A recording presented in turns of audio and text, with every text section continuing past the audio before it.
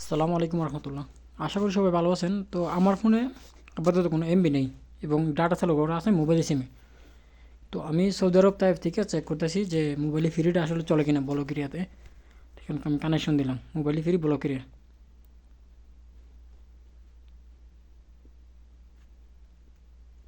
দেন connection হয়ে গেছে।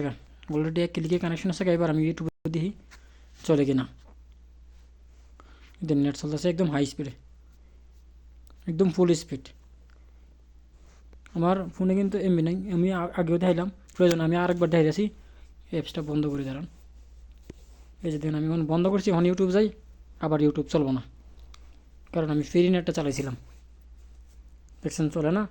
আবার যদি আমি অ্যাপসটার ভিতরে যাই, কানেকশন দিই, এইখানে অটো সিলেক্ট সার্ভার আছে যদিও, কিন্তু আমি এখানে 1 নম্বর সার্ভারটা দিলাম আর কি।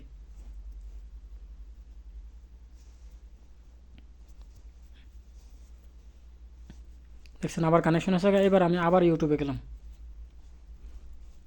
আর শুধু ইউটিউব চলবো বিষয়টা এমন না, সব কিছু চলবো, ইমো, টিকটক, গুগল,